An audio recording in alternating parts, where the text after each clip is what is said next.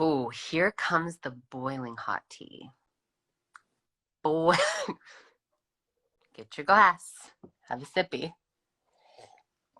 So, everybody go. Everybody go. Everybody go. Everybody go. Everybody go. Everybody go. Everybody go.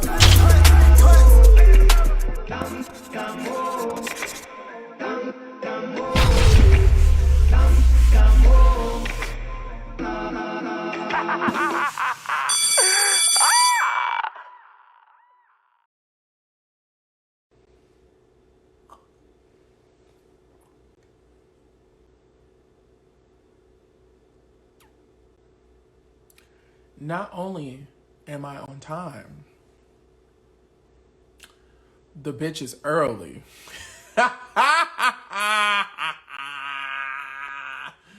Not only am I on time. Let me fix my lip gloss. I'll take the extra 2 minutes to fix my lip gloss. The bitch is early. Let me check my chapstick before I come for a check my chapstick at the door. What Bianca told Celicia, check your thighs at the door and I'm done.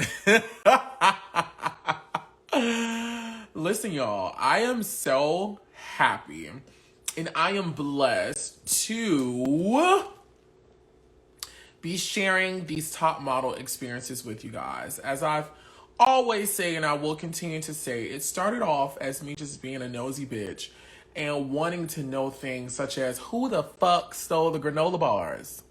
Who took the granola bars?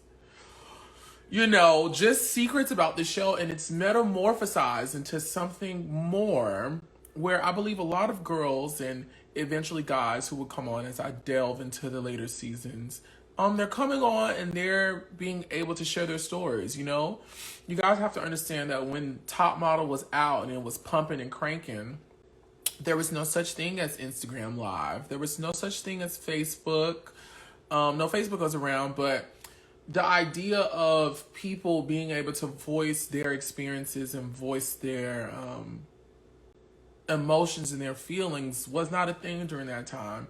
And for some reason, the ANTM gods have smiled upon the hair nerd in charge, me, if you were wondering who that was, and has allowed me to build this platform with now thousands of followers who are interested in these stories.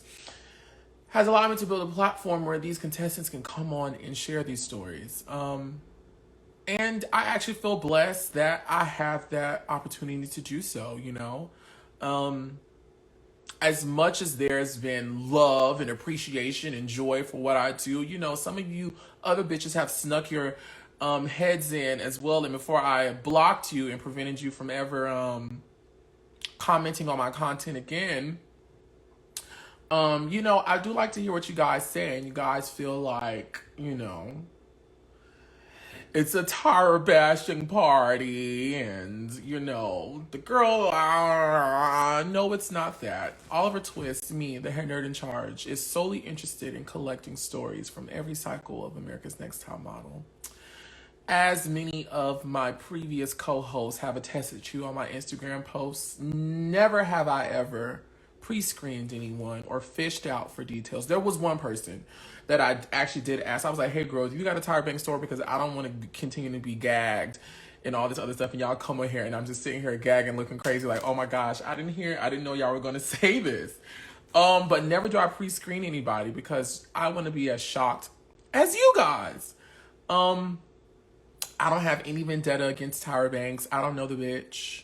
Only thing I know about Tyra Banks is she used to be a supermodel back in the day, and she's the creator, executive producer, and presenter of my number 2 favorite show of all time. Because number 1 will always be Charmed. Excuse me, I stuttered a little bit, and I want you guys to hear that clearly. My number 1 show of all time will always be Charmed. Charmed. But Top Model will forever be... I'm sorry, did I fuck that up? I think I messed it up. Okay, let me say it again. Charmed will always be my number one show, but Top Model is always my number two favorite show. And I'm simply just wanting to talk to the people who were a part of a show that molded me, that motivated me, that inspired me. You know, I've never met Tyra. I don't know the lady. So even when these people come on and they share their experiences and I'm in the moment with them, feeling for them, I never and will never personalize any of their experiences because they were not my experiences. And my experiences of Tyra is that she was a supermodel back in the day. And she is the creator, executive producer, and presenter of my number two favorite show of all time.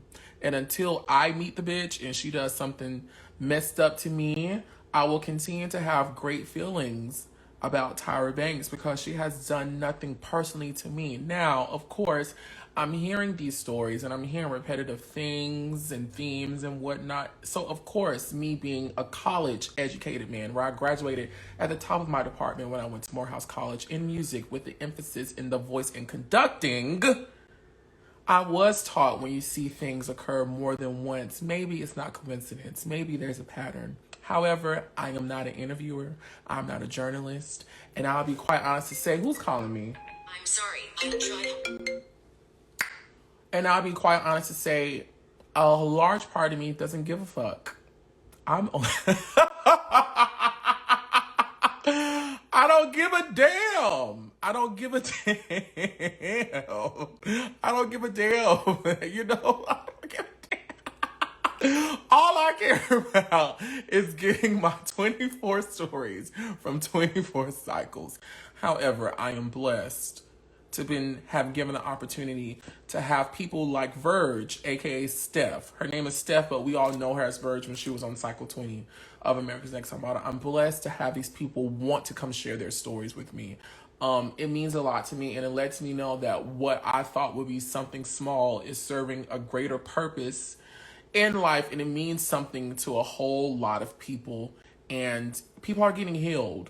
You know, people are getting inspired. People are learning. Like all those different chats I've had with Joanna, Eugenia, Ferranda, Bianca.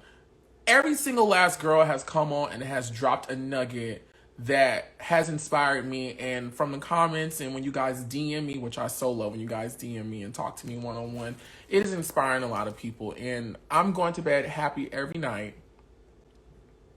that these little A&TM exclusives are doing great things. Okay, I just had to say that.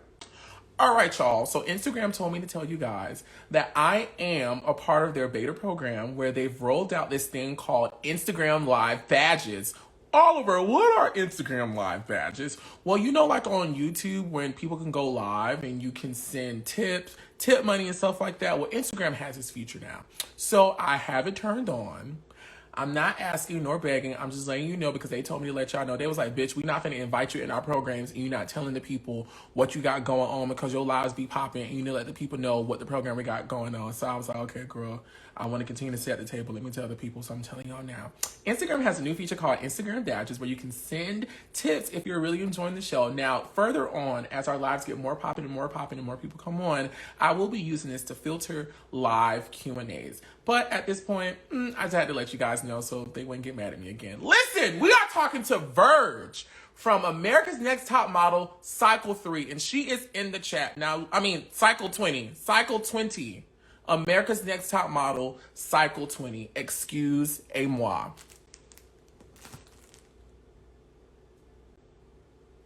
I was watching Cycle 20 earlier today to prepare for this meeting with Virgg, and I was like, this top model shit had got old. She should have canceled it at Cycle 20. She should have just capped it at 20 and called it a day.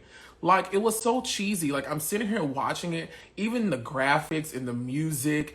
And then, I'm not trying to read Tyra, but her wigs this season were messed up. Like, whoever you hired and paid money to place that coif on top of your scalp and not glue it down. Bitch, I don't even wear wigs, but the girls in the hood don't even know who their baby daddy is.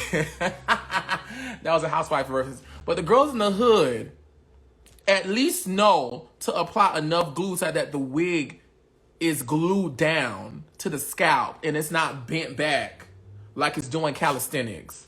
Tyra, whoever you paid money, I hope they're gone. I hope they're gone. But unfortunately, by the look of your scalp on Dancing with the Stars, they may still be around. And if they are around, maybe just have a long talk. Don't fire them. Just have a long talk and be like, "Hey, girl, we can't have this no more because Miss Oliver Twist over there said my wigs are bad, and she liked me, and she gonna be honest with me.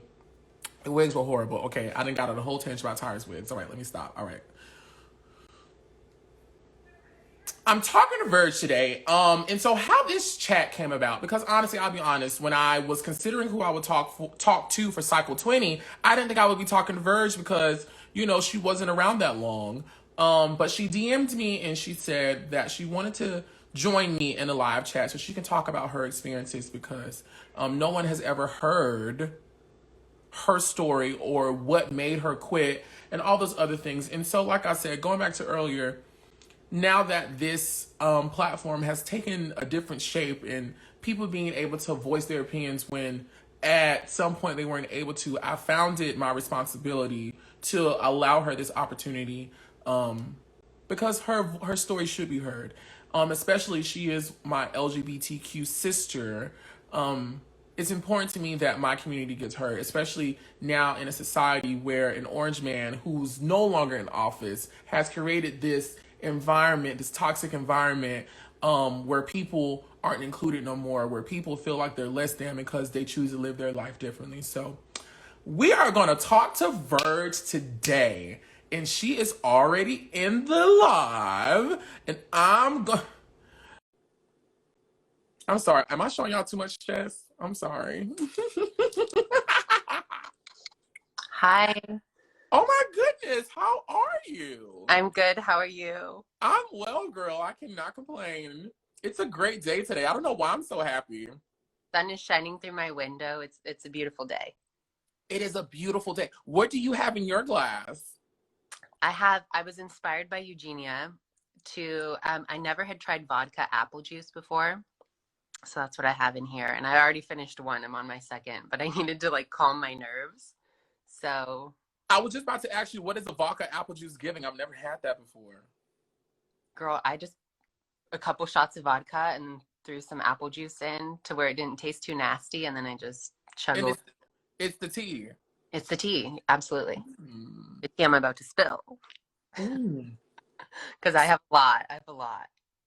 See, this is why y'all girls get me in trouble. Mm-hmm. And this is why and listen, let me tell y'all, I'm one of those people where I don't have a poker face at all. The Lord, when he made me, he did not write poker face in my genetics. So when things are going on and I see the things happening, I cannot help but to react in the moment. And when y'all be coming on dropping these stories about whatever y'all be dropping them about, whoever it's about on Top Model, I just be like, girl, I'm not ready, but I gotta hold my composure because I don't want these people reading me in the comments. Friend, they be trying to read me, and I tell them all the time, I'm not an interviewer. Mm-hmm. But you do a damn good job. I appreciate it, but I still stand strong to the fact I am not an interviewer.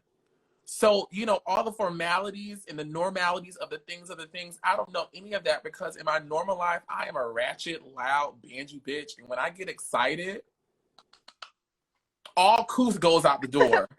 Oh, absolutely. I'm not holding anything back. I was coming into it thinking I'm going to be very cordial.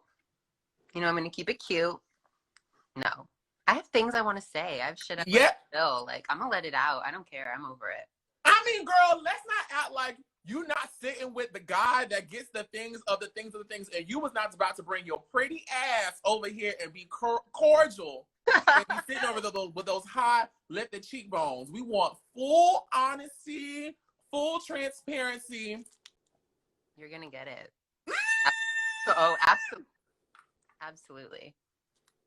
So listen, Virgg. So I was watching the 2-hour premiere of Cycle 20, and from watching it, it seemed as if you were being poised as one of the front runners of the competition. We see people's comments from Corey, and I can't remember her name. She was blonde, but she eventually went redhead during the season. Nina, I love Nina. I love Nina. She was my house. Her, Corey, Chris. Elena was the girl who won the Red Lip Smize with me. She is such an amazing, beautiful woman, and I was so sad she didn't make it in further. But yeah, I made a lot of friends there, a lot of great people. The contestants were great to me. The production, not so much. We'll get into that. And we begin to see Mm-hmm. you perform really well, and everyone's like scared of you. They're like, girl, Oh, she's fierce, she's sickening, she's stunning. Like Virgg is gonna whip all of our asses. And you know, you had a great moment where you walked down the runway and you shared that kiss with that yes, and you were doing all of that. And mm-hmm. you shared that moment with him. But then we began to see other things where it seems like you're experiencing an emotional outpour regarding your health and regarding your body and regarding your energy.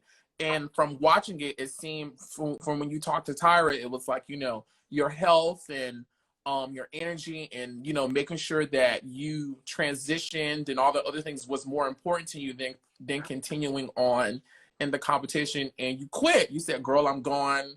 I don't want to do this anymore. Tyra, you know, she seemed like she was okay with it. Mm-hmm. But are you telling me that there's something different to what I just said? Oh, honey, yes. Oh, well, I'm finna shut up. Go ahead. The whole hormone thing, yes, it was I had like dabbled in hormones like in high school and stuff. Um, you know, but it wasn't my first time at the rodeo like they wanted to paint it to be. Mm-hmm. Um, I it was kind of like a scapegoat, to be honest, that I used to get the hell out of there because, to be honest, I was I knew there were other things we'll get into that led me to leave. But bitch, I can handle some hormones. Some morning sickness, that ain't a problem. I came there to slay. And shit behind the scenes that was just so incredibly toxic was what led me to leave, not my hormones. That was just kind of, like I said, a scapegoat that I used to like, hopefully Tyra wouldn't like, because you know how I have nothing really negative to say about Tyra, but you know when a girl quits, she ain't playing around. She mad. No, she's not playing around. She's upset. How dare you quit on my show? I was scared shitless, so I was just kind of like, okay, let's go with the hormone thing, you know, and then maybe I can get the fuck out of here. Mm-hmm. I ran for the hills, to be honest. So let me ask you this. You shared, I'm so sorry, y'all. I don't understand why every time I elect to go live, it doesn't matter if it's 12, 3, or 8.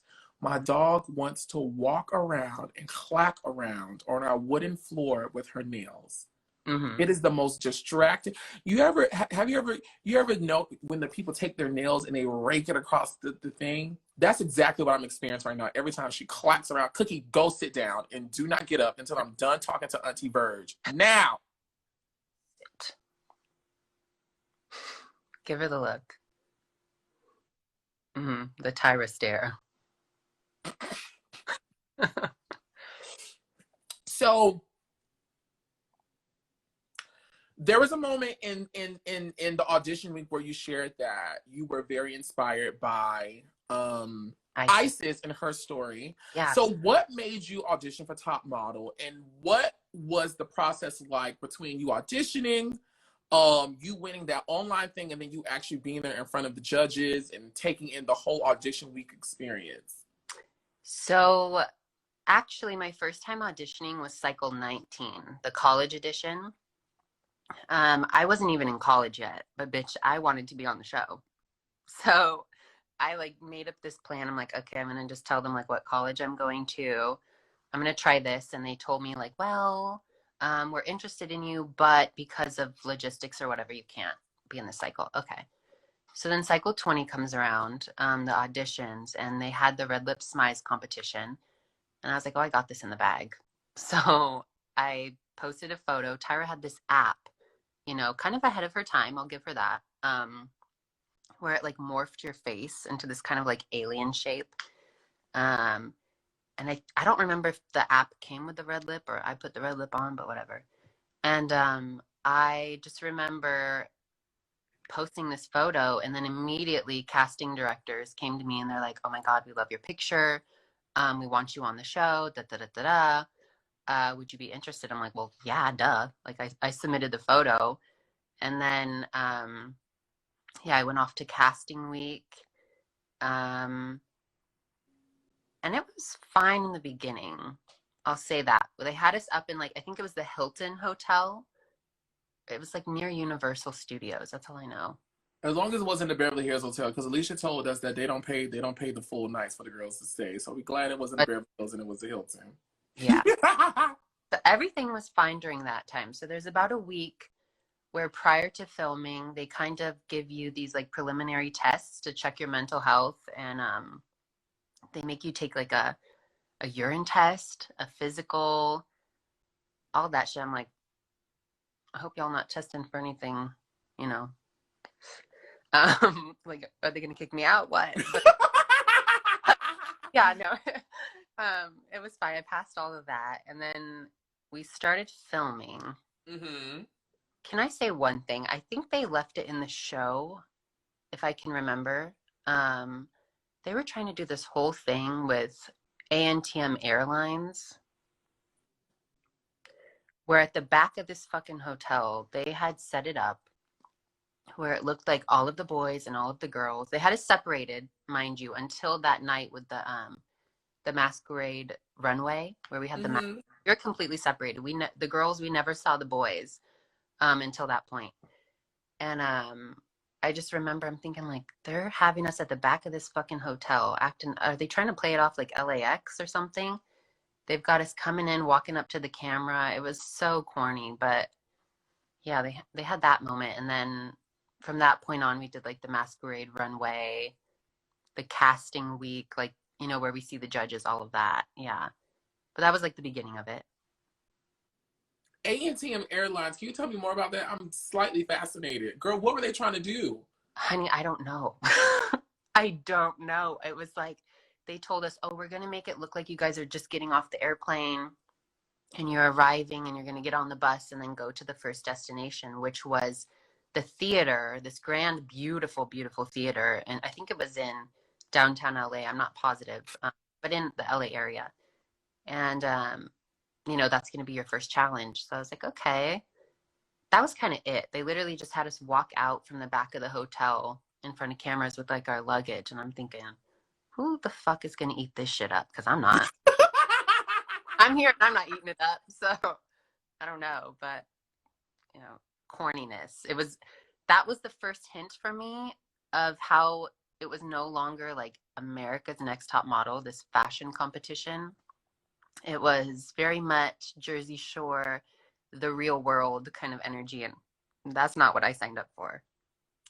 Well, I think we have to take a look of what was going on at the time with Top Model and the ratings and all the other stuff. Like, Top Model was this big mega show.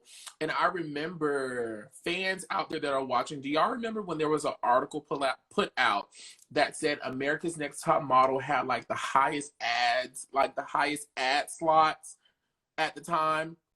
I remember this. And they were saying, like, I think advertisers were paying like, I can't remember. Dang, I wish I could remember the article, but there was an article that said that Top Model was the show that was charging the most for ad slots, and people were paying for them. They And were. so, yes, and so once like cycle, I would say once cycle like 12 hit, you start seeing the shows start doing all of these like antics, like a short cycle, a high fashion cycle, a college cycle, an all-star cycle, which could have been so iconic. The all-star cycle, well, I mean, it's iconic, but for the wrong reasons. Yeah, absolutely. But it becomes this gimmick of like of trying to, I feel like they were trying to compete and stay relevant instead of just holding on to what people fell in love with. So girl, let me tell you something. When I literally just sat here and watched you guys line up in that big grand theater, I was over it. I got over it again. I was like, girl. Oh yeah, you know what's funny is they didn't show it, but they like maybe half an hour before they wanted us to go shoot that, they were like, "Oh, you need to learn this dance routine." Bitch, what? I'm not a fucking dancer. I look like Gumby on acid if I try to dance. Like, and I just remember they had us backstage and everything. Guys were separated from the girls. I think they were like a floor above us, like their like changing area and their makeup and hair and everything was like above us. Mhm.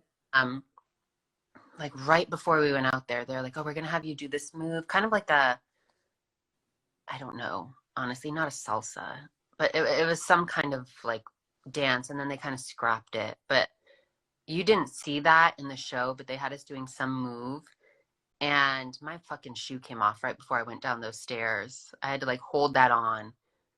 It was a mess. I'm glad they didn't show it because I like fumbled it, but yeah. I don't know why you talking about them doing a dance. All I see Tyra, you know that video they love showing of Tyra and she's I think I know what you're referring to. Yeah. Mm-hmm. I don't know why that just popped in my brain. God bless her. Okay, so we see you guys on this big grand stage and it's all these people, the judges are there, Tyra Banks is there. Did you guys know you had to kiss at the end of the runway? Yes, they told us right before we went out that I Oh, select the guy. I don't know what they told the boys, but they told the girl. I'm sure it was the same thing. But they told us once you choose a guy, you're gonna have to kiss him at the end of the runway. And at that point, I was in a relationship with a very, very jealous man, and I just knew that ain't gonna fly. But if it's modeling career or boyfriend, modeling career, sorry. bye, baby. By the way, so I knew what I had to do, and I thought Phil was really hot, and I honestly couldn't wait to kiss him. I think I kissed him actually twice, but You did, girl. I did.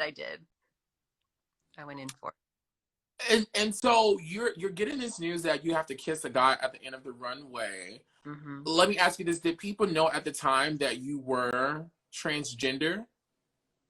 Ooh, here comes the boiling hot tea. Boy, get your glass. Have a sippy. So, I don't know if Elena's watching. My other, one of my close friends from like the casting process and everything. She was there before it was dwindled down further. They had a rack of all of our lingerie that all us girls were wearing with our names taped to the clothing. I'm over on the corner, like, I don't know, getting my hair done or something. They're teasing the shit out of my hair. And all of a sudden I see a girl, I don't know which girl it was, shuffling through the clothes, kind of looking. Like, you know, they were looking to see, like, what lingerie they were wearing. Like, ooh, what am I wearing? And all of a sudden I hear, "There's a boy in here? What?" And I'm like, the fuck? And I'm thinking, okay, none of these girls know the tea yet. So they put my motherfucking birth name on my lingerie. Yep. My dead name on my lingerie. And how I knew that wasn't a motherfucking mistake. Sorry, I'm cussing like I can't help it. I was so Cuss, angry. bitch, So cuss. okay, I'll let it out. Um, how I knew that wasn't a mistake, like a PA or something fucked up, that camera, I look to the side, that camera comes up right by me, ready for it. So they had planned that shit. They had planned to out me to the girls. And I just remember I couldn't take it. We had like little bathrooms. Yeah. We had little bathrooms off to the side. The area they had us in where we were changing and doing hair and makeup was beautiful. And they had these really gorgeous, like this little bathroom area to the side. And I just remember going in one of the stalls. Girls were going in there to change. And I just went in there and I just cried my eyes out. And I was like, this is the shit they're going to pull, huh? Like, it's not going to be easy. They're going to make it, it's reality TV. I get that. But me coming out, just like in my daily life, is on me. That's nobody else's right. That's my right to tell people my situation. And the fact that they did that was so disgusting to me. Like, that was the moment I said, okay, they want to play dirty, I'm going to play dirty. And I did. What did you do?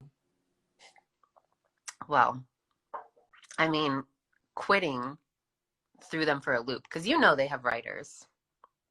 You know that whole thing is orchestrated from the get-go, who they want to win. And I am the least cocky person in the world. Like, I know I'm not bad looking, but, you know, getting bullied enough, like when you're little, kind of puts you in your place. But I knew that I was a pre-select, at least to go far. That was obvious. I was told by multiple PAs and people on production, like, oh, are you, this was like later on, but are you sure you want to quit? Like, you shouldn't quit, really. Tyra loves you. Like, you're going to go far. And I'm thinking, you don't even know if I could take good photos. Like, how do you know I'm going to go far? We know you're going to go far.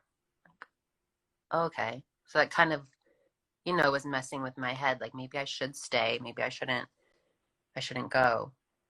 But yeah, that whole thing was such a mess from the jump. I just couldn't believe it. I couldn't believe that that was the way they were going to introduce me as trans. And then they didn't show that, of course. I think they realized, somebody was like, no, that's not okay. We probably can't show that on TV. And they just kind of showed a clip of Jordan, the winner of the cycle, excuse me, coming up, coming up to me and just saying like, oh, you know, and I kind of like explained it. Like, I had my little piece where I explained it, but that buffoonery pissed me the hell off. And so I'm curious to know, how were you able to pull yourself together and walk down that runway so fiercely, and you were able to think like, I'm gonna get to the end of this runway and I'm gonna give them a show. Mm-hmm. And you did it so fiercely. Thank you so much. Well, I knew, okay, this is my 15 minutes. This is my time to show the world. Even if I depart this shit show, I need to show the world what I'm made of. So I'm going to show that. And it came down to the funny part at the end when I smear my lipstick. That wasn't just to be fierce. There was a meaning to it. So another thing that happened backstage was I was getting my hair and makeup done by a girl, or makeup done by this one girl, one makeup artist, and she's doing my face and everything. And then all of a sudden I kind of like look to the side and they have a camera person, the main hairstylist, and this other makeup artist on set chit-chatting. I'm kind of like, okay, I don't really know what's going on, but whatever, I'm focused on me. She comes up to me, this other makeup artist, and goes, hi, I'm going to finish up your makeup, okay, if you want to come to my chair. I'm like, okay, that's fine. So I head over to her chair and she says my birth name and is asking me questions like, what do I refer to you as? And I'm sitting there like, what the fuck is this? You know? Do you see man sitting right here? Yeah. Does this look like a man? Because Does I'm this look any ounce of a man sitting right here? sure it's not. But okay. And I mean, I know I looked a little rougher on the show. That was 7 years ago, and hormones do wonders. But It was 7 years ago. yeah, that was 7 years ago. I was like 19. I just got out of high school. Like, I had just graduated 6 months prior, and I was just like, okay, I want to show all the fucking bullies who like treated me like shit that, you know, my dream was to be on this show and win it, and I'm gonna do that and in your fucking face. But yeah, this makeup artist, I don't know if she was actually a makeup artist or if she was like brought in by production or what. Probably not. They probably told her to say these things. But it just threw me off. And I think any trans person, but you know what though? It's anyone who's like a marginalized group, you know, when someone's coming at you a certain way and they're very covert with it. You can Microaggressions is what I like to call it. microaggressions. And it was very covert. and I sensed her tone. I didn't feel like it was really coming from her. I feel like she was told to act a certain way. But yeah, it had just pissed me off. And then after that, they kind of were like giving us food. I don't remember too much about this, but Elena, I think, could attest to this, that either something had nuts in it. I have a nut allergy, so I can't eat anything that has nuts. And all I was able to eat right before the runway was an apple. That's all they had for me. So I'm eating this apple, and this bitch comes up to me and is like, no, what are you doing? Oh my God, I'm gonna have to retouch your lips. And I'm just like, okay, bitch, wait till I'm done with the apple. And so then she retouches it. I'm like, well, I'm still eating. And so I'm chomping away. And then again, she comes up like pissed off at me. And I was over it. I was over the way she came at me.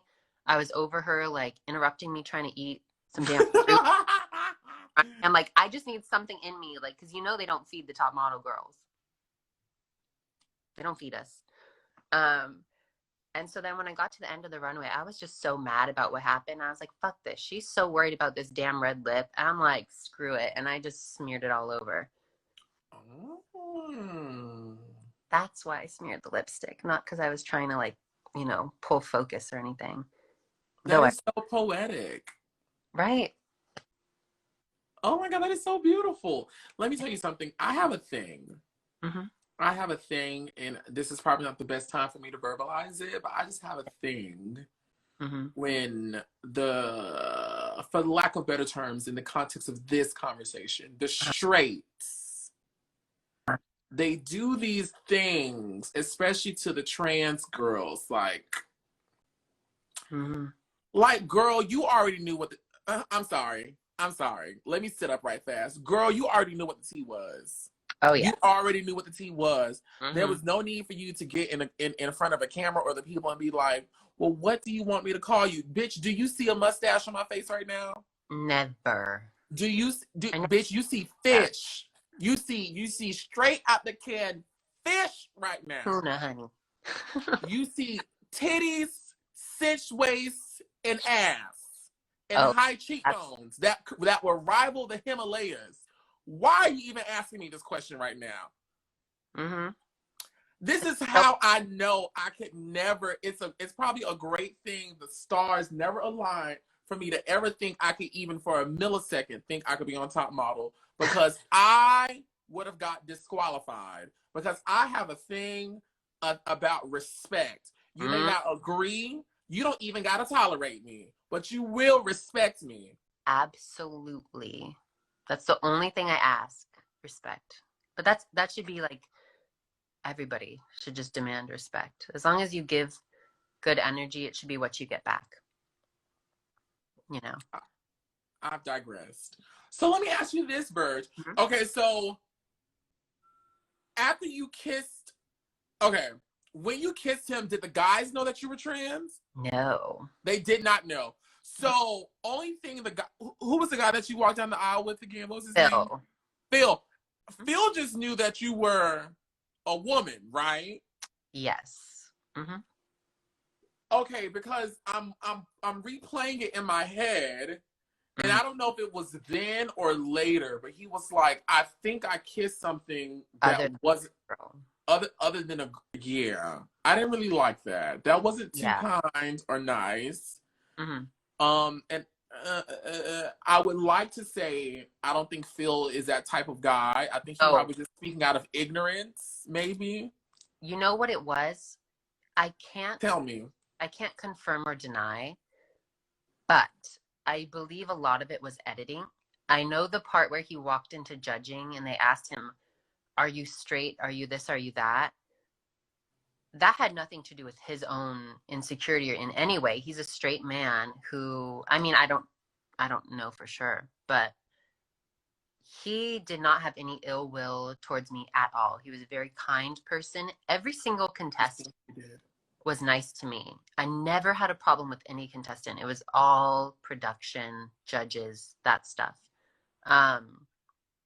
But no, he was really cordial, so really kind. I didn't take that comment to heart, just because you never know how things are edited. If that's what he said, his first impression of me was like, I didn't know if that was a man or a woman. Ouch. But I mean, I own a mirror. Like, I can look at myself. I know what I am, so I'm not bothered. Fishy. Thank you. Fishy. Okay. So at that time, only the women knew that you were trans. The men did not know. Yes. Okay, I may be jumping around. Can you tell us of the moment that everyone knew about your journey? Mm-hmm. So, they had done a, they had cut the cast. I believe there was 35 of us who came in from the get-go, and they cut it down to 26. There was a Mhm. moment where we all kind of showed up at the model house out in Calabasas, this beautiful little home.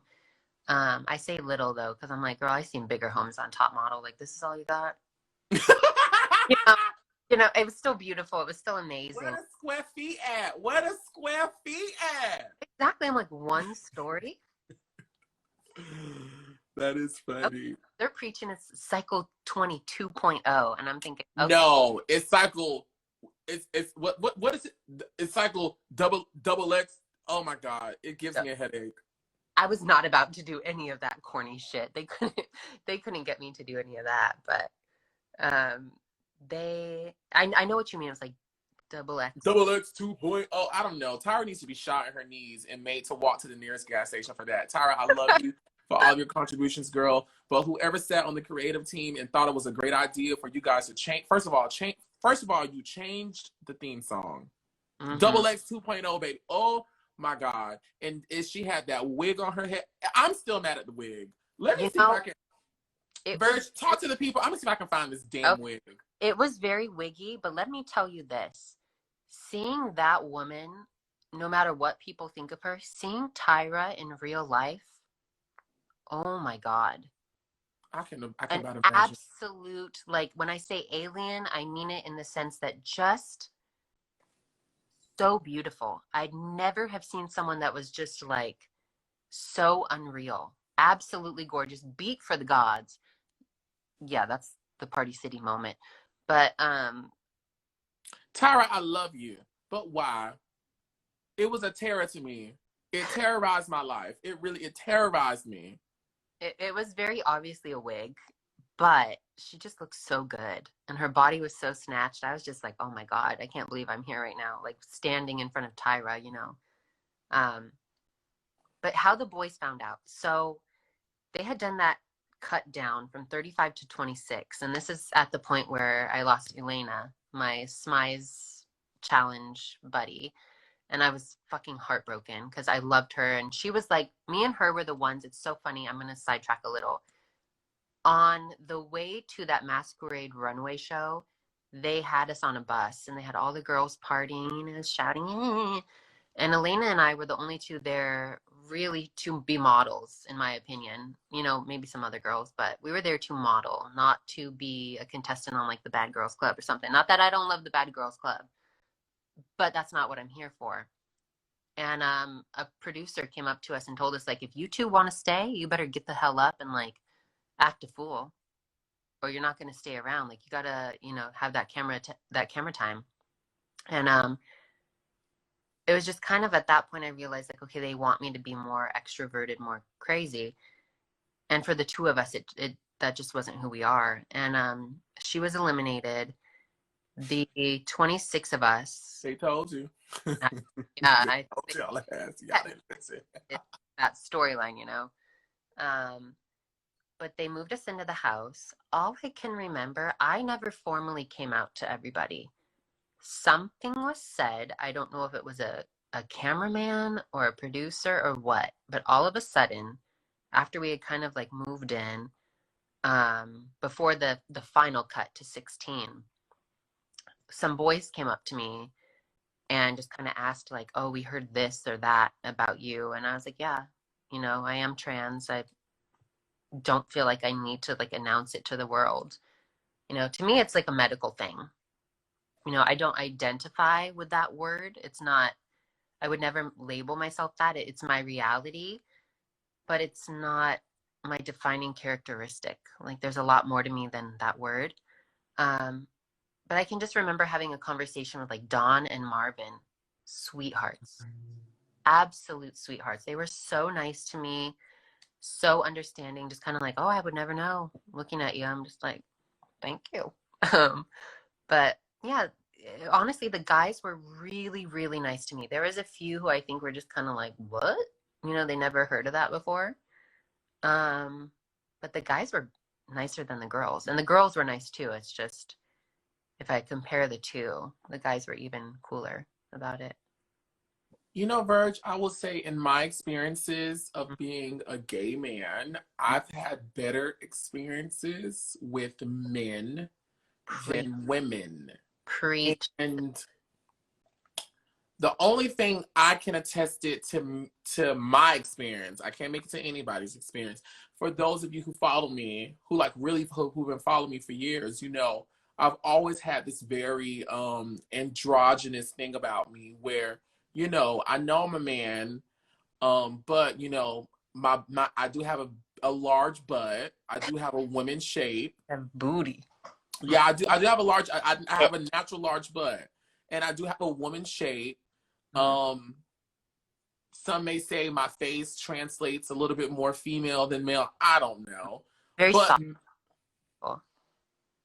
but men who knew my whatever, because I've never made it a secret, but they've always been very kind to me. And it's even gone as far as I've had some men open the doors for me.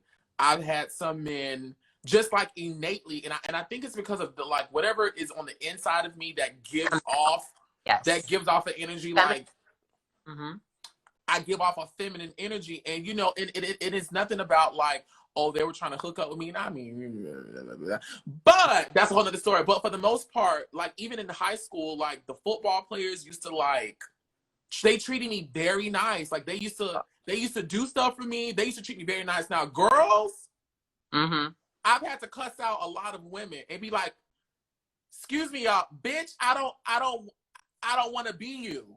Because the man that you think I want secretly wants me more than he wants you. Period.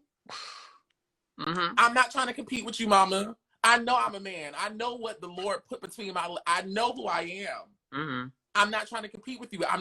Me existing does not lessen who you are.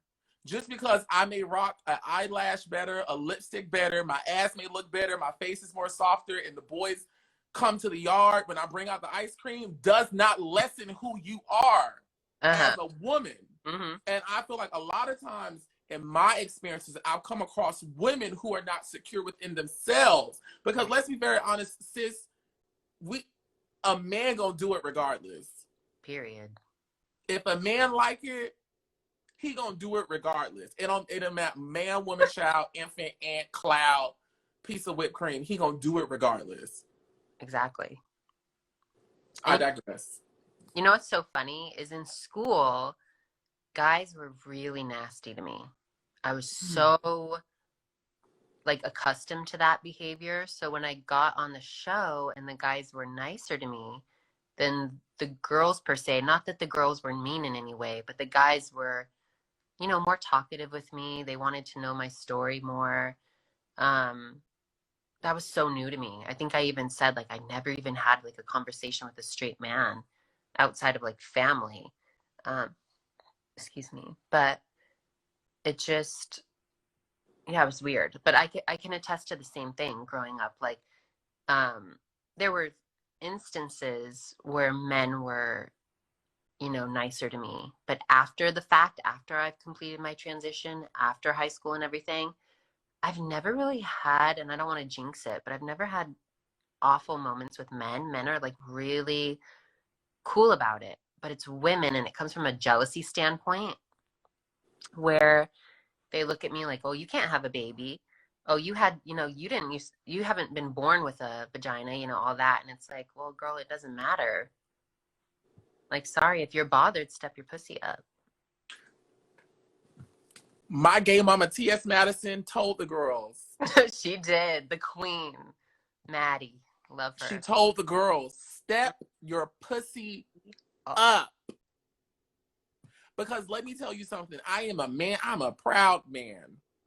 However, when I walk into a room, I don't care if it's a woman, a man, a trans man, woman, a trans caterpillar, a fucking roach baby hybrid. I know I am the baddest thing in that room.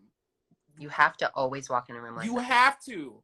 Mm-hmm. No other person on this earth and who they are can intimidate me because I know who I am and I'm comfortable and confident in it.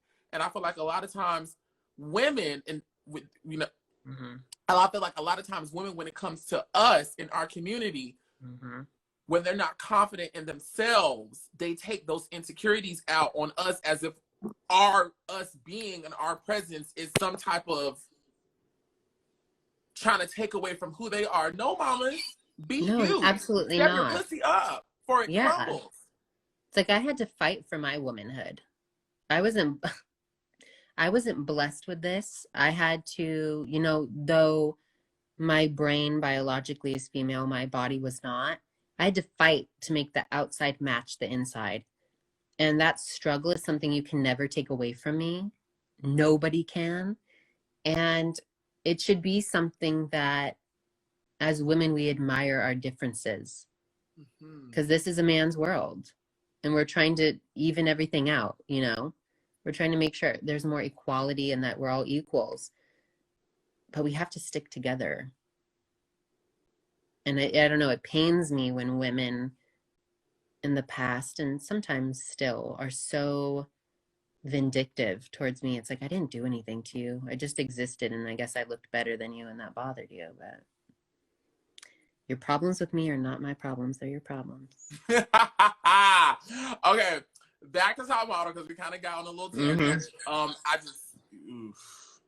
So I'm happy to hear that you say the contestants were very accepting and kind to you. Can you walk us through that emotional moment you had in the bedroom? And I believe it was Corey who was comforting you through that moment. Can you talk to us about that? Yeah, I was honestly just after that night, after being outed in the way that I was, it just kind of, took the carpet out from under me, the rug or whatever the saying is. I just wasn't expecting it, and I just was really broken from it. I came into this show thinking, this is my favorite television show. This is my dream. This could catapult my career. I haven't had luck, in high school trying to apply to agencies in LA, and they wanted nothing to do with me. I was too weird. I was too quirky. My hips were never small enough. My waist was never tiny enough. And I thought, well, this could help me out, And I just remember once I got into the house, I was just like, okay, well, maybe things will be better. Maybe that was just a random moment, and from here on out, they'll be more appropriate with the way they treat me. And I was just having a moment. I missed my boyfriend at the time. I missed my family. I was only 19, like, not to make excuses, but I was still a baby. You were a child. I was a child. And it was like, I was so badly bullied in high school. And this was only a few months after. So I was still processing, like, I think for a lot of kids, especially queer or, weirdos like me, that when you're in school and you're bullied every goddamn day, it's like just getting to go home, or just the feeling of graduating high school and being like, I'm fucking done with this, is such like a breath of fresh air, but you're still dealing with that trauma. And so it was like, in that moment with Corey, I was just processing, like, are they going to be bullies to me just like I had experienced in high school or all my life, or are they going to lift me up like I kind of thought they would, going into it? I don't know, Corey was a sweetheart, and him and Nina and Chris, who made the top 16, all three of them were really there for me and, nurturing to me. And I really appreciate all of them for that. And we thank them for that. That's amazing. It's beautiful. I really enjoyed that they didn't try to play that same ISIS trope where it was like, I'm uncomfortable. Oh, Who is this thing? Like, I was very happy that they did include interview moments from people that supported you, and like that was nice to see. That was very nice to see. Maybe they learned their mistake from ISIS and they wanted to do a better job. I hope so. But it was nice to see. So then, walk us through this moment and then what happens and what leads up to you sitting down with Tyra in her trailer in her white robe. You know, it's so I just noticed I had on a white robe. A robe. But at least my wig was on right. Okay. Period. Absolutely. Tell us what happened leading up to that. Okay. Well, here's where it gets very interesting. And I'm gonna sit back and shut the hell up. Oh yeah, get ready. So at that point, that day with Corey, you know, I think we just kind of had some free time that day. And then I believe it was the next day we were going to the W Hotel in Hollywood to shoot like the casting photos. On that white background? Yeah, with like the leather and all that. And I was excited. I was like, okay, it's a new day, you know, be positive. You've got this. You're killing it. Oh, I see Chris in the chat. And so, you know, everything was going good. And I just was feeling like a little bit like off from my hormones. Nothing that would make me, you know, leave. So I do the shoot and I was just not feeling my best on the shoot. And I was just feeling like, you know what? I don't know about this. Like, I don't know if I want to be here any longer. Like, I don't feel like they're actually going to treat me with respect.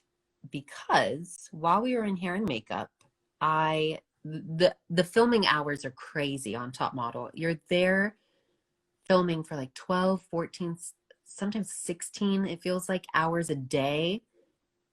And you have no time to just breathe. And when you're on your own, it's ice. You can't talk. You're on ice. Shut up. You can't talk to any other contestants, just there. So I'm in my mind like do do do do do do do. You know, little mental instability. And I remember I was getting my makeup done, and I was like, I need my hormones. I haven't taken my pills today. And they're like, okay, where are they? I'm like, well, they're in the bag that you made me leave in the other room. Can you go get them? Okay, yeah, we'll get them. I'm like, okay. So I'm waiting. Nothing. So then I'm getting into wardrobe. I'm like, I need my hormones. I haven't had them in like 24 hours. I'm feeling a little bit pitchy. You know, I'm angry, irritated. I'm like, can I get my fucking pills? And they're like, okay, yeah, after you shoot. And I'm like, girl, I need my moans. I need my hormones. And I do the shoot and everything. And I don't know for sure if they were purposefully holding them from me. But what is so hard, after I've given you the description of my luggage, my bag, to go grab my fucking bag, bring it to me when I'm not doing anything, I'm sitting in this chair, give me my hormones, let me take them, and then be on your way. And they wouldn't let me do that. And I maybe it was more so my brain like creating this idea, they're not going to let me have my hormones. I don't know. But that just upset me. And then I remember I wasn't really happy with my performance on that little W Hotel shoot. The second I walked off the set, Brian Boy, do you know who that is? Okay. From the show, I don't know him personally. Yeah, from the show. He he comes up to me and he's like, so you didn't do very well on the show or in the shoot, and one of your fans was kind of like let down because they had those people outside who were like, I don't know, voting for us or whatever it was. I don't know if this girl was a plant by production or not, but he's just like, you didn't do very well. And he just comes at me with all this negativity. And I was just like, oh, like I can't handle it. And I made my decision that night. I'm going home. I'm done. I don't want to be here. I don't feel like I'm being respected or treated properly. I'm going to go. And so I went back upstairs to, you know, there were some production people up there, some of the PAs. And I told one of the women, I was like, I want to go home. I'm done. I don't like the way I'm being treated. I feel like I'm not being respected. I just want to leave. And she was just kind of like, well, no, you can't leave. I'm like, yes, I can. Like, I have free will, girl. I want to go home. And she's like, well, I'll have to talk to people about it, but you can't leave. Definitely not you. And I was just kind of like, what? And so then I remember they packed us all up, took us back home. I was a wreck. And then the next day, they had like an off day where we just do confessionals. So one by one, we go into a room with the camera crew. They ask us questions in, what is it, like third person? Where you have to like say things a certain way so that they can edit it and chop it and put it in Oh, whatever girl, I episode mess it it up all the time. Listen, when I do my interviews, I be is. like, y'all got to say the sentence for me so I can know. Because my Mm-hmm. ghetto banshee ass would just start talking and be like, girl, I was like, fuck this. Mm-hmm. Very much me. Very much me. And so I just remember that whole day they were doing confessionals. Who do you think they made wait 12 hours later to go last? Oh. Because they wanted me to wait it out and they wanted me to think about, I had been told by several producers and stuff like, oh, we want you to, think about it, sit on it, think about it, make sure you're making the right decision. I'm like, no, I know. I want to go home. That's it. So it gets to the end of the day, and once you had finished your confessionals, you could have a phone call, or like they were just kind of fitting it in whatever. You could call family for the first time since coming onto the show. So the whole day I'm like, can I call my boyfriend? Can I call my mom? Can I call my dad? Like, can I call someone? No, no, no, no, no. Wait till later, wait till later, wait till later. So that was just eating away at me. And then it got to the end of the day. I do my confessionals. And at that point, it was so late in the day. And I remember them asking, like, okay, well, now if you want to do your phone call, you can go ahead. It's like, no, I'm going home tomorrow. So fuck it. I'll see my family. And, they were just very adamant. And I couldn't understand why they were so adamant about me not leaving. Because I'm thinking, like, every girl in the past, when they say they want to leave, they're like, there's the door, get out. Yeah, so I was confused. And then the next day they do this off camera. They had us go to the CW headquarters, and we have to sit in front of a bunch of higher ups at the CW or WB, whatever it was. And they kind of do this like interview, asking you questions to make sure you'd be the right fit for the final cast. And I sat up there and I cried. This was like individual things. I was like, I want to go home. I don't want to be here anymore. I hate it. And I just like let it out. And they were just kind of like, okay. And I can remember this specifically because I'm looking out. They had like, how it was set up was almost like a theater type room, right? They have people sitting in these chairs and then you're on the stage just sitting there. You're answering questions and it's a bunch of these men in, suits and shit.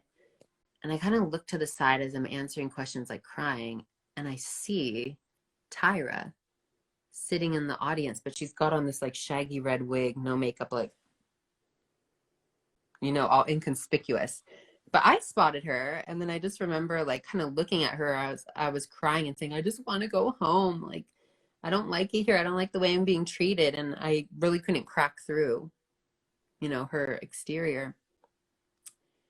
And then I just remember going back into the main room with all the other girls and boys and being like, oh, did you guys like see Tyra in there and all that? And they were like, no, I didn't see her. I'm like, okay, I'm positive that was her, unless it was like I don't know, a ghost or something. But I was like, she was in there and I couldn't really get through to her, And then they had taken us to a pizza parlor off camera to have dinner or lunch, whatever, before they cut it down to the final 16. And they still weren't letting me go home.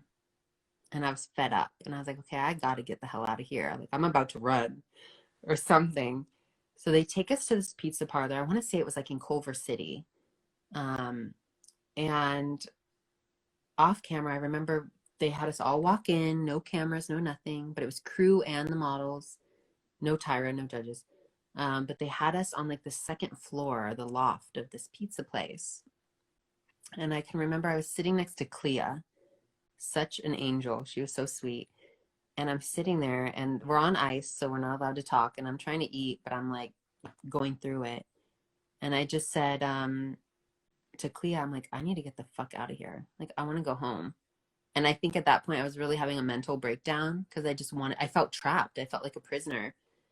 And she's looking at me like, girl, are you okay? And I'm like, no, I'm not. I want to go home. And so I excused myself to the bathroom. I went down the stairs in this public setting, locked myself in the only public bathroom they had, and just sat there and broke down. And I was like, I don't have a phone. Do I need to like get a worker and tell them like I'm being held captive? Like, I don't want to be here. I want to go home. They're not letting me leave. Little did I know they had been planning out my departure, or like how I was going to leave. So I couldn't just go home. They had to like set up the storyline and everything. But I wasn't told that. So I didn't know. And I'm like, why are they not letting me go home? Like, you know? And yeah, it was just awful. But finally one of the producer people like came downstairs and they were like banging on the bathroom door. They're like, come out, come out, come out. And I'm just like, no, I'm peeing, like leave me alone. And they knew like I was going through it. So finally I opened the door and they're like, okay, we're going right now to shoot the final cut. And you know, we're gonna shoot this moment or whatever, and then that's when you can leave. I'm like, thank God. Like I just want to get the hell out of here. And so they drive us to this place. They tell me like, okay, you're on the bus. You're going to tell the producers that you have something to say. So you tell the producers, I need to talk to you. And so I did that. And then they took me to Tyra's trailer. I was not aware that I would be speaking to Tyra. I thought I was going to be talking to a producer and then they were going to have me leave. And that was it. I really need to pee. Can I pee really quick? Oh yeah, go pee, girl. I chugged that vodka apple. I have to piss. Oh yeah, girl, sit the phone down. I will be right back. I'm so sorry, everyone. I cannot hold it. My bladder is tiny. Girl, go pee. I'm so sorry. I think this is an awesome time as we take this break to tell you guys that Oliver Twist is a part of the beta program on Instagram called Instagram Badges, where if you're live right now, you can send 2 cents, $1, 50 cents, $100, $1 million right now on this live. If you're enjoying it as a thank you, as a positive token to tell Oliver, keep going on, you sexy little gay black boy. We like you. It is all appreciated. Yo.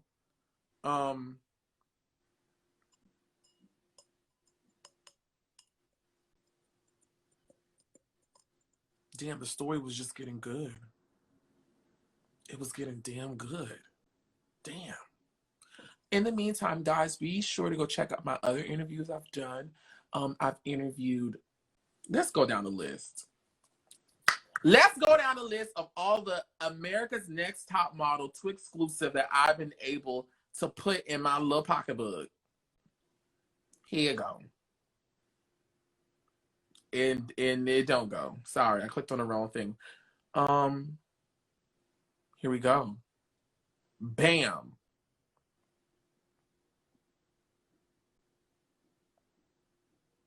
So I've done Cycle 1 Ebony. Oh my gosh, she was so funny. Please go watch that. I did Cycle 2 Joanna and Shandy. Shandy was so iconic.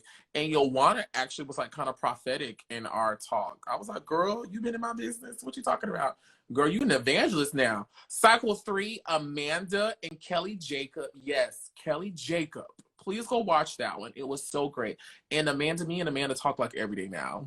We talk like every day. Shady and I too.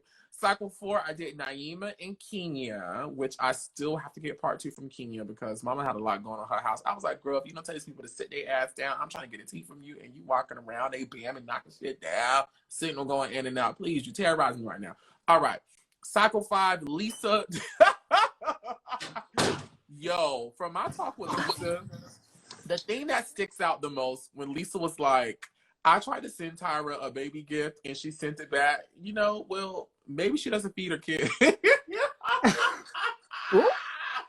That was so funny. Okay, Virgg is back, so let me run through this. Cycle 6, I did for Rhonda. Cycle 7, Eugenia. Cycle 8, Dion. Cycle 9, Bianca. Cycle 10, to be announced, because I do have a Cycle 10 person, and we're going live. Oh, we go live Friday. Oh, shit. I forgot.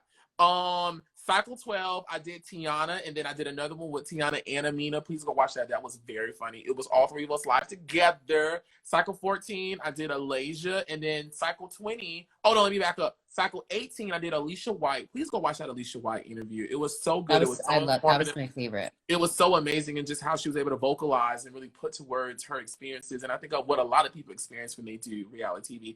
And then Cycle 20, I'm kicking it off with Virgg, aka Steff, who was telling us before she had to go take a potty break. I had to piss. I'm sorry. No, it's okay, girl. It was the vodka. No, it's okay, because I didn't finish this, and in a couple of seconds, I'll be like, all right, y'all, I'm gonna see y'all next week. No, I'm just playing. But Virgg was telling us what led up to her departure on Top Model. So you said the producers agreed to film you during this departure, and you said you walked into the room and you didn't know you were meeting with Tyra. No, I had no idea. So let me tell you this. What happened was, when I was peeing, I remembered something very important. The night before, they had us go to the CW, and then the whole pizza parlor thing, and then the meeting with Tyra.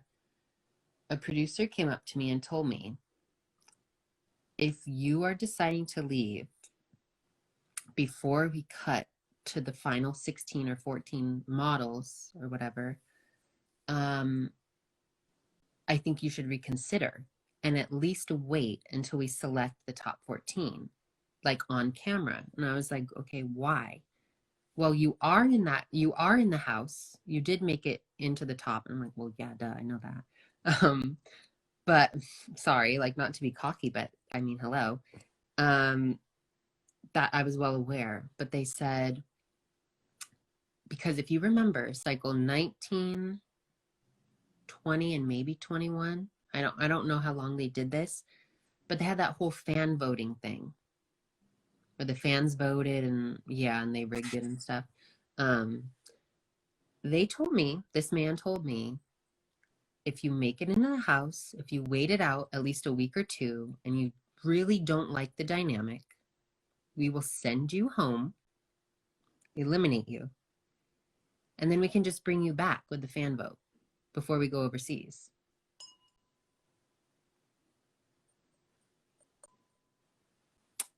Oh. And to be honest, the night before, that sounded real good. I was kind of like, oh, okay.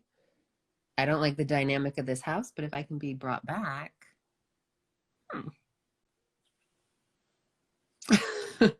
I knew that was going to be your reaction.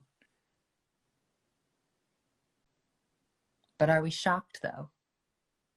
You know what? To be quite honest, I honestly shouldn't be shocked. Mm-hmm. I should not be shocked.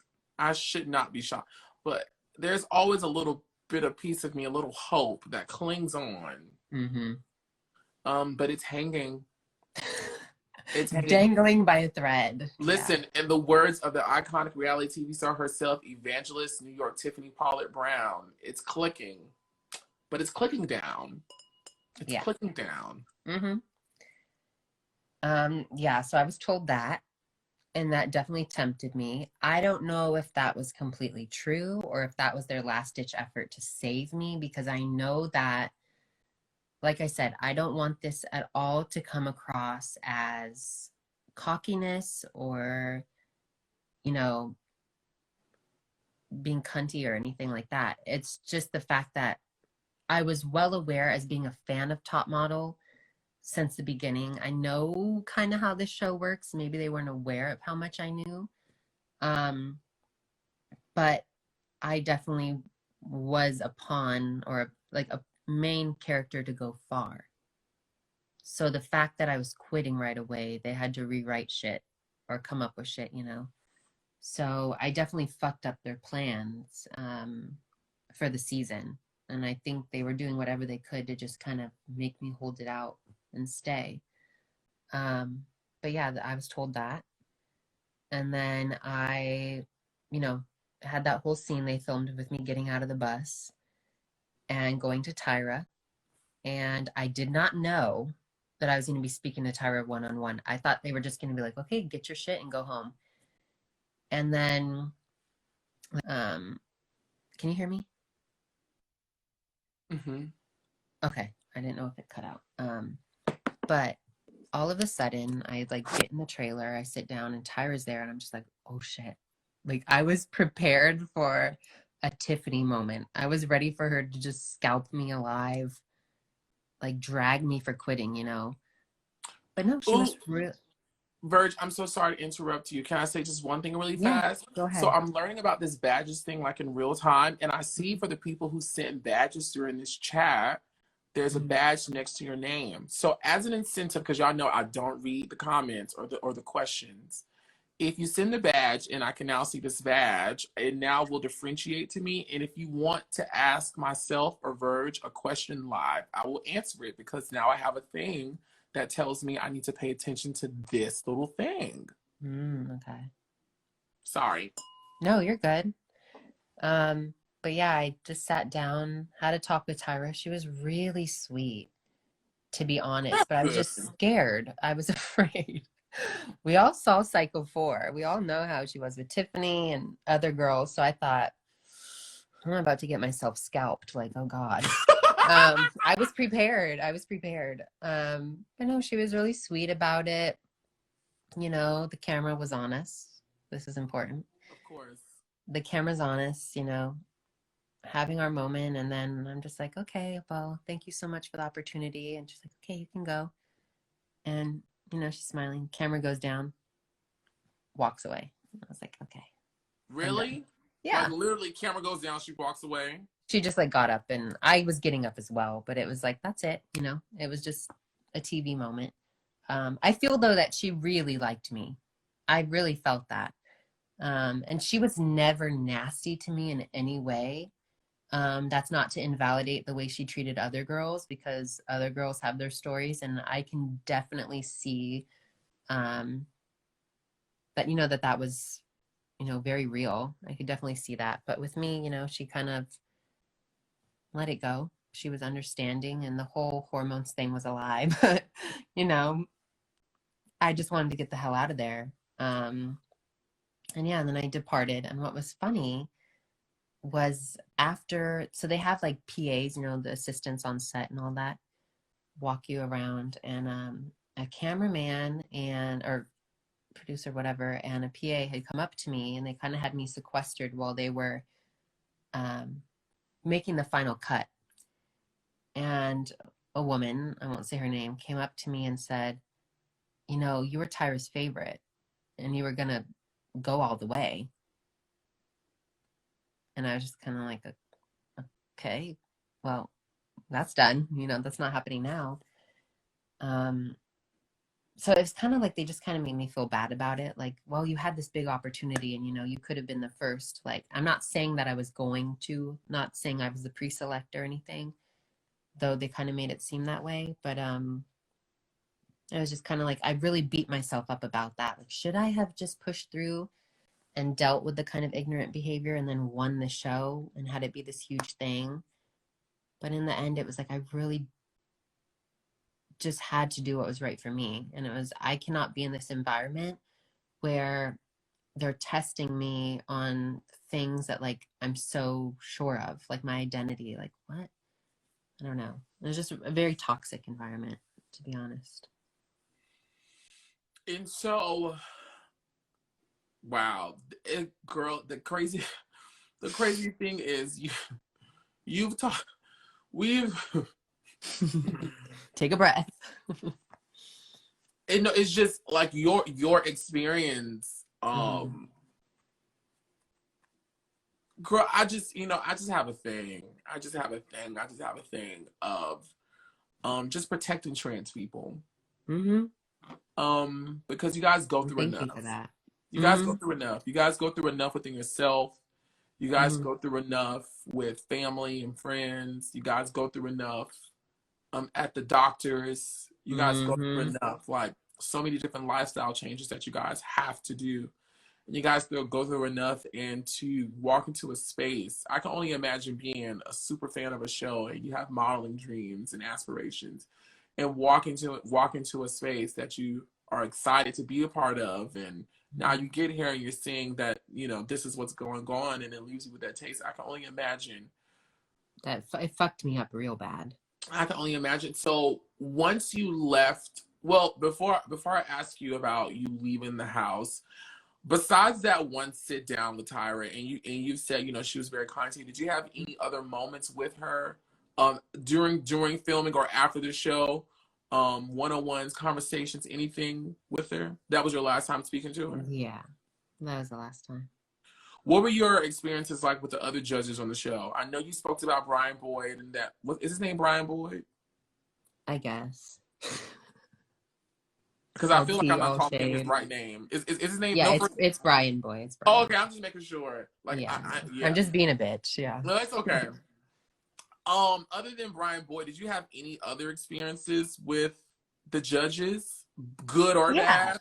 Yeah, I'll talk about it. So who are the judges? It was Rob Evans, Kelly Catrone, and Johnny Wujek. And Johnny, who was Katy Perry's like stylist or something, I don't know.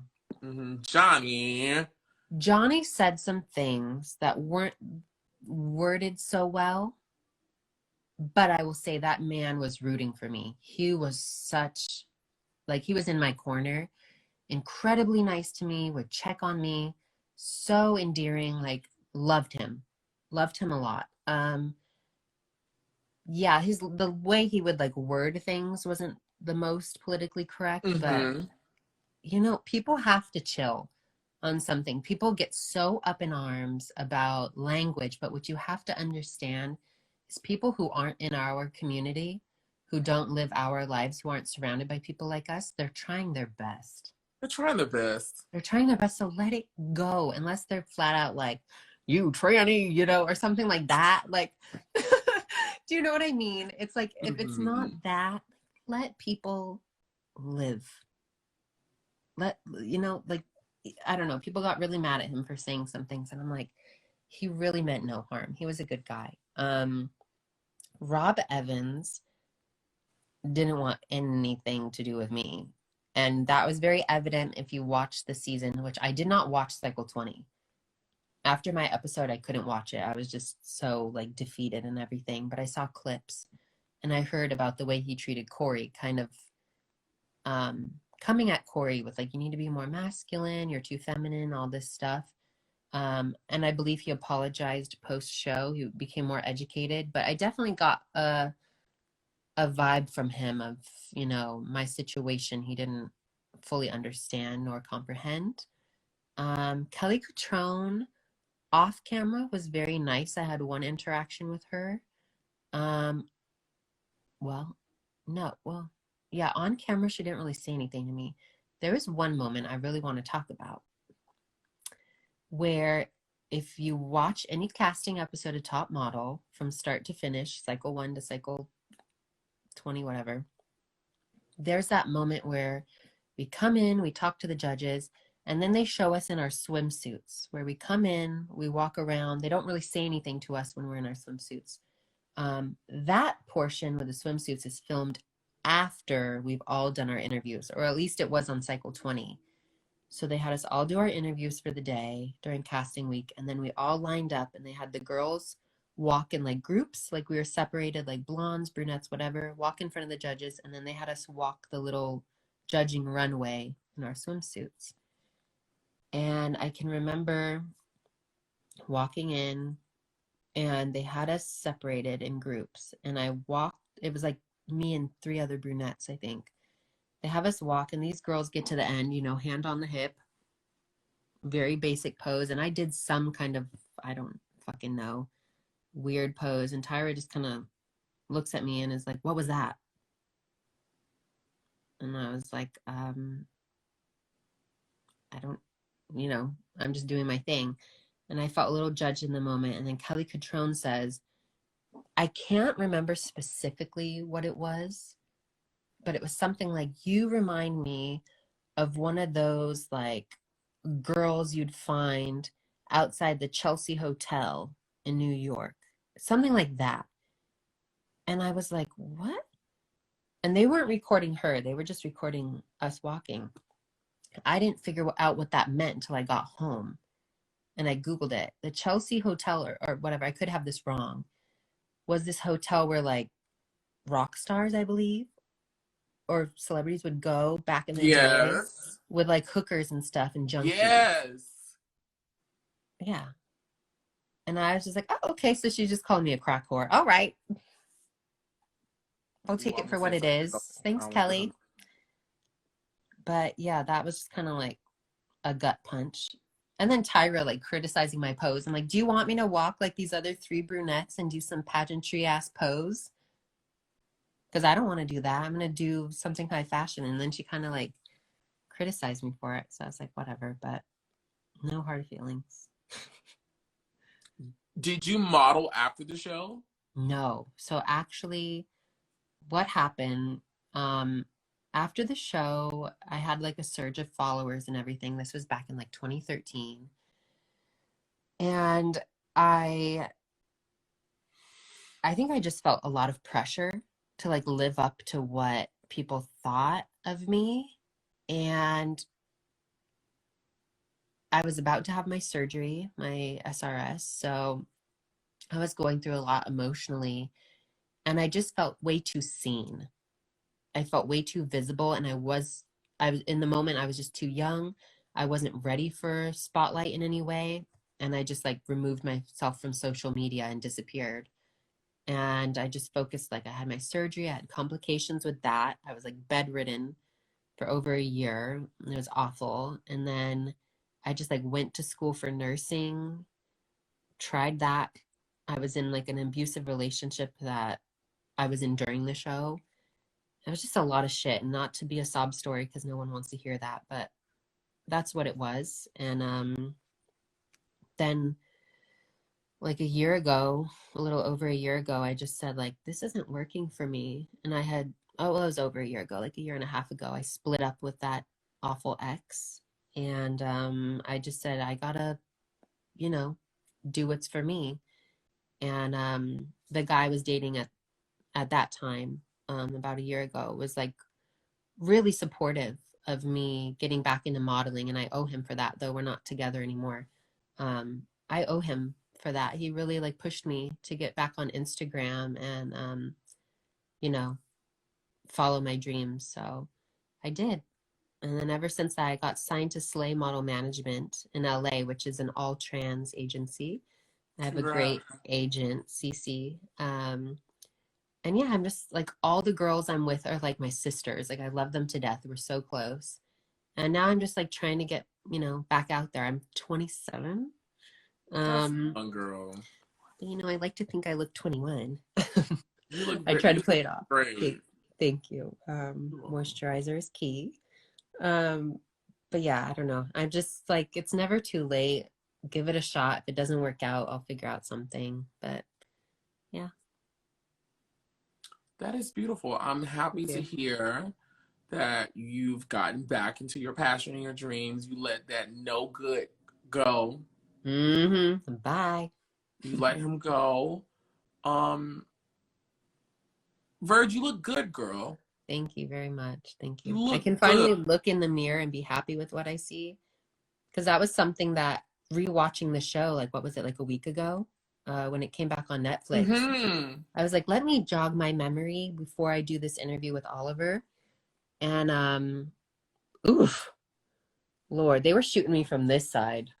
This is not my good side. This is the good side.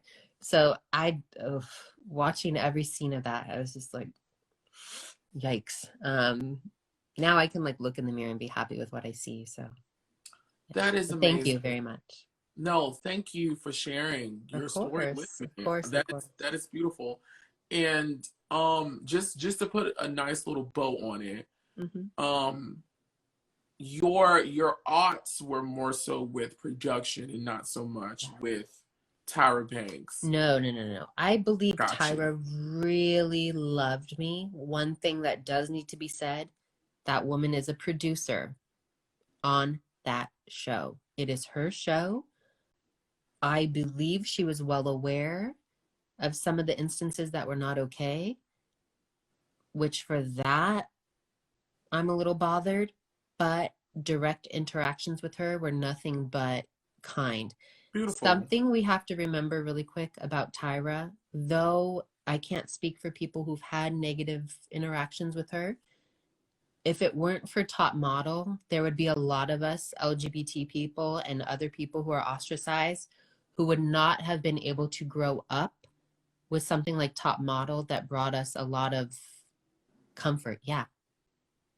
Without that show, I would not be the woman I am, because ISIS was the pivotal moment for me. Like, I can't wait any longer, without hormones. I need them now. That was like freshman year of high school, whatever. But, Top Model did a lot for a lot of people. It was like a safe space, and it was a place for us to turn on the TV, watch the show, and it helped us in a lot of ways. But there's a dark side to it, like any reality TV show. Mm-hmm. But at the end of the day, I think we should celebrate the good parts of it, We should. And when I even when I talk to you contestants, and I'm trying to use contestants because I want to have some of the male contestants on here, so I don't want to be saying girls and they be on here, so I'm trying to train myself to say contestants. But when you Top Model, yes, there's a lot of things that have gone wrong with the show and their experiences, but I will still celebrate the fact that Top Model, like you just said, has inspired me in so many ways. And like, even like the other day, for example, I was doing some photos for the show I'm working on right now.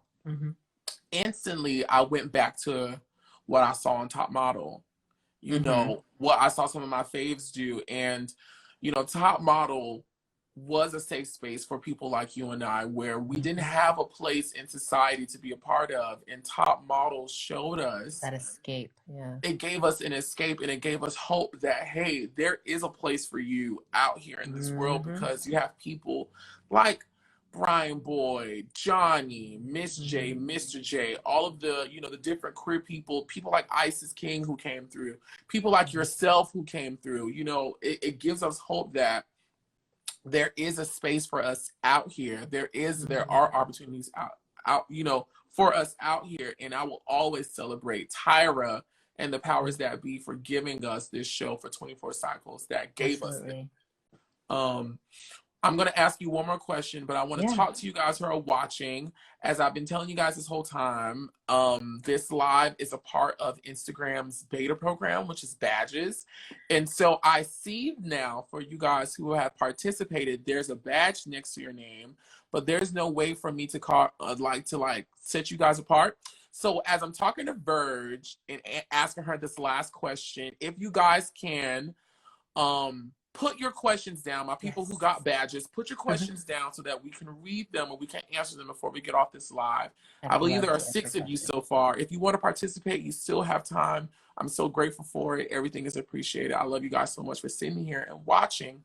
So Virgg, if you were in front of Tyra Banks right now in 2020, what would you say to her?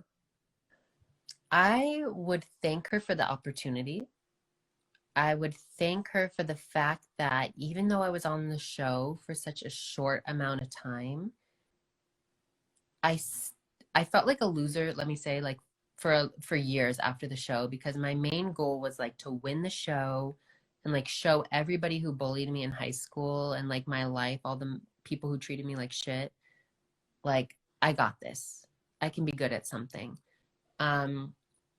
But now I look at it as, even though I was on there for only 2 episodes, I made an impact in a lot of people's lives, and they in turn made an impact in my life. Like, seeing that me just being myself, like, helped others, that, I mean, like, I can't ask for any more. So I would thank her for the opportunity. I would thank her for the platform. Because all the messages I got, and now I'm getting again, being back on social media and like reconnecting with people, it's just, Nothing can beat that, you know? Like that's, yeah, I would just thank her for that. I don't have any ill will, to be honest. Beautiful. Beautiful. Well, let's get into some of these questions. Let me thank Yes. everyone first who did it. I click on view. So Tariq Carroll, thank you so much. Emilio Amelia, yeah. XI, thank Mm-hmm. you. Too hot underscore to handle. I know that's right, bitch. Thank you. Edward underscore Archibald underscore Spats underscore Barina now. You know better than that. You need to shorten that Some immediately. of these names, honey. But thank you, Randy Milan. Oh, Randy Milan M2, thank you. And Elf Girl Sarah. Elf Girl Sarah, thank you. That's So so I believe one of the sweet. questions earlier they asked, it was for me asking me, how does it feel to get the opportunity to talk to you guys? And the closest thing I can put it to is imagine watching something that you think you would never ever like see these people or like talk to these people or like, you know, be acquaintances with these people. Like it's just something that exists that you just really like, and it's put in, you know, that pedestal in that section Mm-hmm. of your brain. And then fast forward to 2020, you know, I'm talking to all these people that I have binge watched for years and years and years and years and years and years. Growing up being a fan of the show, it's mind blowing. Mm-hmm. It is very mind blowing to have these opportunities to speak to you guys because I'm such a huge fan of the show. It's mind blowing. Like I feel like I'm talking to like Pokemon cards. That's what it, like I feel like I'm just I talking love to a like good these. Pokemon, so I feel like I'm talking to I'm like these flattered. legendary characters who are like immortalized in my brain for, you know, Mm-hmm. whatever. So it's like it's cool. It's like, oh my god, they are a real person. Like, yay, hi. Like it's cool. Mm-hmm. Let's go back up. Girl, so when you said that guy's name, that model's name, the Evans guy, they were like, he's banned in the USA. Girl, why is he banned in the USA? You know what? I know something happened where they were like trying to get him on some sexual assault cases. Oh, good God. I remember it was something like Not that, but I surprised. didn't know they locked her out of the US. I I didn't don't know know she was anything locked about out. that. Wow. Okay, I'm just making sure I'm going. Does does she have a good mac and cheese recipe? Y'all are some shady queens. So that Me? question comes. No, yeah, they're asking you because I'm on this web series called Chasing Atlanta, Yeah. and someone criticized my macaroni and cheese recipe. Uh, what was it? I'm curious. What was your recipe? It was very expensive. It was expensive cheese in there, so maybe his Mm. tongue had never had that type of cheese before. He's just used to the Kroger brand. He's not used to the higher levels of Very cheese. much Kraft cheddar. Very much so. Girl, don't start me to read. I'm not gonna do this with you. Okay. The next question. Someone says, I truly appreciate you both sharing your experiences. Oh, beautiful. Someone is asked, were you asked to return to Cycle 21? Yes, I was. I was Ooh. emailed and asked, and I said, hell no. Oh. That was the email, and bye. Oh I'm not no. going back. No. If you didn't treat me right the first time, why would I think you would treat me right the second time? I feel it. I know that's That's right. just like an ex-boyfriend. Girl, You're an I was just ex-boyfriend for thinking a the same reason. thing. You're an ex-boyfriend for a reason. It's never happening again. Moving Yes. on to bigger and better things. Very much. The people want to know, do you watch Chasing Atlanta? I didn't know about the show because this is the thing. I wasn't aware of you until my friend Alex told me about your Uh-huh. interviews. And he was like, oh, have you seen? He's like an amazing queen, it girl. Oh. And I was like, oh, you have to watch it. You have to watch it. Okay, so I think the first interview I watched was with, it wasn't Shandy. It was before Shandy. And then I was like, Chasing Atlanta, he's on the show. I'm curious. So I've watched little clips, but I Don't. haven't watched a ton yet. No. It's trash. It's horrible. Oh, but we love some of that. We love some reality TV. The You're people love iconic. The clip I saw, you were iconic, and you had me laughing. it. So. What did I do? I just remember it was like a confessional moment, and you were dragging somebody for. You called them.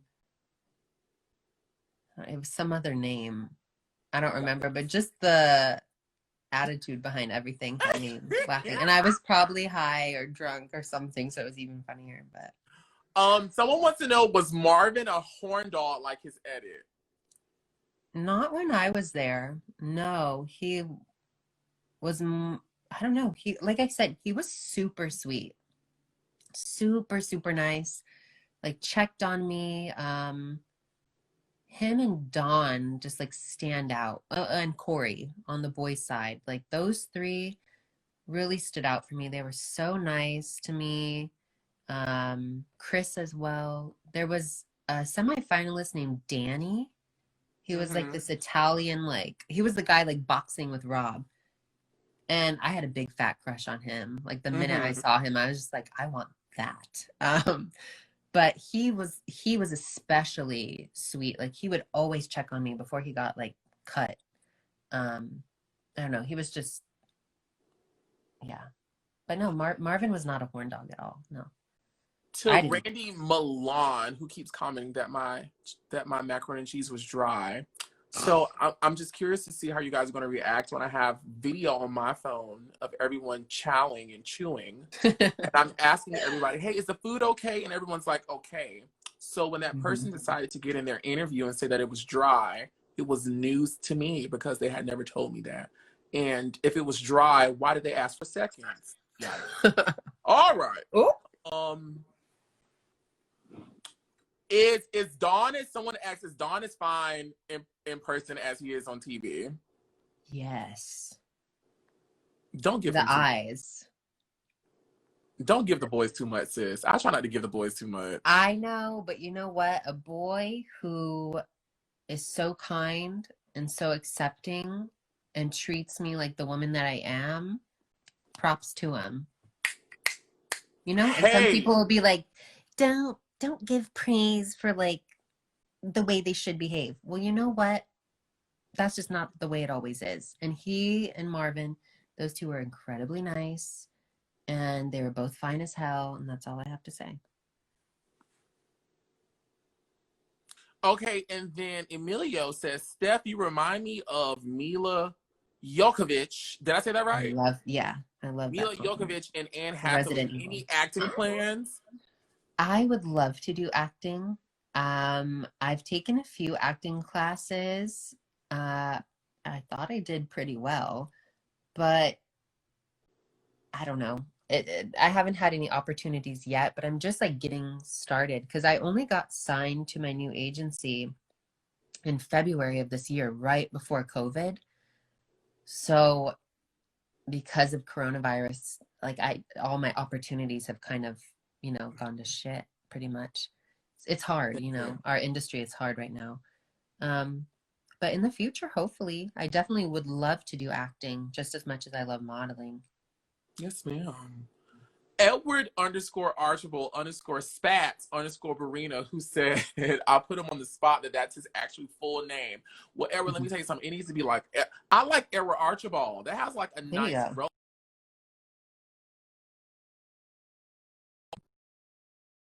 Nice.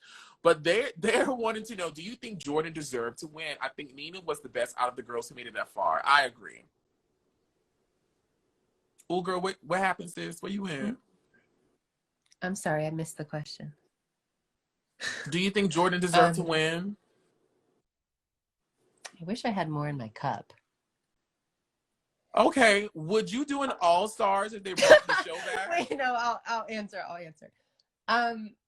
I believe that Jordan, the body, the look, stunning. Flawless cookie cutter model.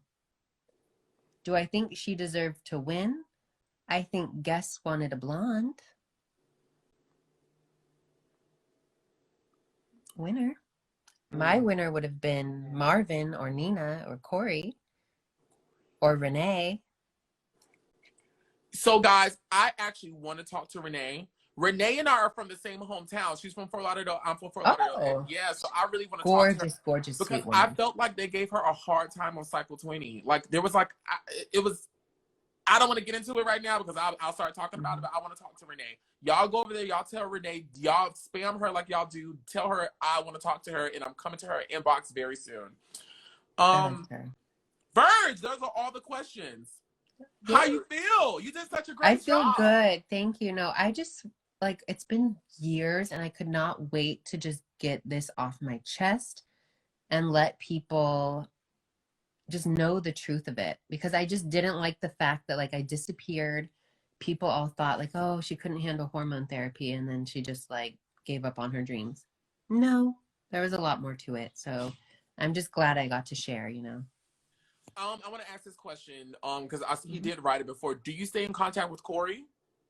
I have not. I saw I just found his Instagram like the other day, so I was gonna reach out and like send him a message. But yeah, he was so kind and nurturing to me during the show. I really liked him a lot. But I honestly hadn't kept in contact with anybody after the show once I disappeared. Only recently, when I restarted my Instagram last year, did I start to reach out to people again. So yeah, I just need to get in contact with him. But he's a great guy. And I think he's doing something like on Amazing Race or something. Like he's really? doing something like, yeah, I think. Oh, wow. But like, I think he's doing something really good. Nina_G. She asked, did you watch a show after you left? And to tell you guys, she answered it earlier. No, she didn't watch it. She said she couldn't watch that shit. No, I'm sorry. That was very much the real world, very much Jersey Shore. We all saw the photo shoots. I dodged a bullet. Cycle 20 to me, I don't know who has the worst photo shoot, Cycle 17 or Cycle 20. I think I'm gonna give it to Cycle 20. Garbage, mama. Yeah, they were horrible. And then that whole, girl, I forgot about the whole thing where they took the photo, but objects were moved. Oh, girl, Tyra. Yes, girl. It was like they would take the photo, but then certain parts would still be animated and stuff.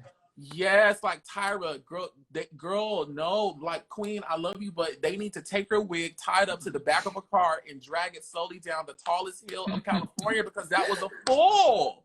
The gimmick of it all. I really couldn't handle it. Flixel. Someone commented Flixel. Karen. Yeah, very much that trash needed to go. Oh, it was trash. But anyways, Virgg, I'm so happy that I have connected with you. Yes, thank you so much for having me. No, you're so welcome. I'm so happy that you decided to share your story with me. It's an honor and it's a privilege for me. I feel so special, and I hope that we stay connected. You're in California, right? Yes, I'm in California, LA. I'm supposed to be coming out there sometime next year. So okay. I hope to meet you. And if you're ever in Atlanta, please. Okay, absolutely. Yes, no, I won't. Thank you again so much for having me on here. Everyone, please give Virgg kisses and hugs. Make sure you follow her, give her kisses and hugs, and give her a round of applause for giving us her story from Cycle 20 of America's Next Top Model. Thank you, guys. Oh, thank you. Thank you, Oliver. I appreciate it so much.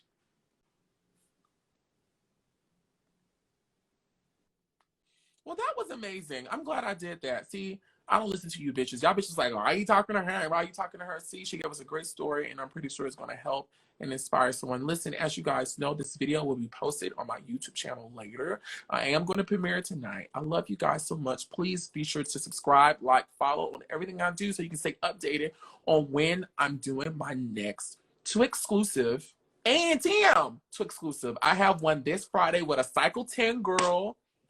Finally, Cycle 10 was like the hardest cycle for me to get someone. It originally was Cycle 3, and then they just came out of the woodworks. But Cycle 10 is like the hardest one. But anyways, I did get one girl, and I have 2 others pending. But anyways, I gotta pee. Listen, I love you guys. Be sure to pray and kegel because you got to keep your kitty meat tight and intact. Bye. Oh, and thank you everybody who did a badge. Let me shout y'all out one more time. Tariq Carroll, Emilio, Too Hot _ to handle, Errol Archibald, blah, blah, blah. Randy Malone too, Elf Girl Sarah, and Nina_G. Thank you guys so much for participating in the Instagram badge opportunity. I shall see you guys on this Friday. Come home.